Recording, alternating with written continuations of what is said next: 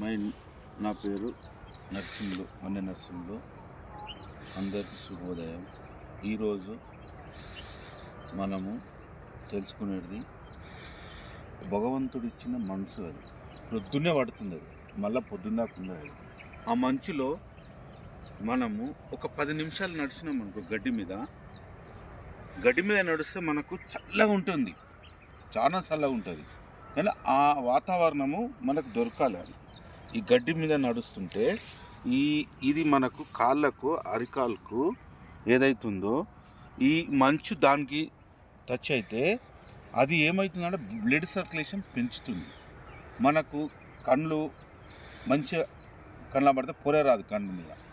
మనకి ఎక్కడ వినా మనము ఈ గడ్డి మీద నడుస్తలేము. ఎప్పుడు రోడ్డు మీద, ఇంట్లో మార్బల్ మీదే నడుస్తున్నాం, కానీ గడ్డి మీద ఒక్క నిమిషం మీద నడుస్తలేము. మనకు పూర్వీకులు ఏం చేస్తారు, చేను కాడిపోతే గడ్డలనే పోతుర్రి, ఏడికన్నా పోయినా గడ్డి, అంతా ఊరాల పొంటి గడ్డి ఉంటుండే, ఎక్కడ పోయినా గడ్డి ఉంటుండే. వాళ్ళ కళ్ళు ఆపరేషన్ అయ్యడం తెలియదు వాళ్ళకు. మనకిప్పుడు ఒక 10 సంవత్సరాలు 15 సంవత్సరాలు ఉన్నా కానీ కళ్ళకు అద్దాలు పెడుతుర్రు. ఎందుకు?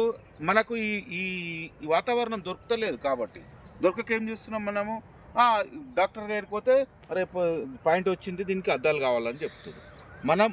మనం తప్పు చేసుకుంటున్నాం. అది మన బాడీకి మనమే ఖరాబ్ చేసుకుంటున్నాం. కాబట్టి మనం పొద్దున లేవంగానే ఇక్కడ రామారంలో ఆక్సిజన్ పార్క్ ఉంది, ఒక 10 నిమిషాలు ఫ్యామిలీతో వచ్చి ఈ గడ్డిలో నడిచి ఈ వాతావరణాన్ని ఈ మంచును మంచిగా తీసుకొని ఈ మంచులో నడుస్తే ఒక 10 నిమిషాలు నీకు ఈ 10 మళ్ళీ 7 దాటితే ఉండదు. ఇది ప్రొద్దున్నే ఉంటుంది 6 గంటలకు, 6-6:30కు వచ్చినాం అనుకో, ఒక 10 నిమిషాలు నడిచిపో.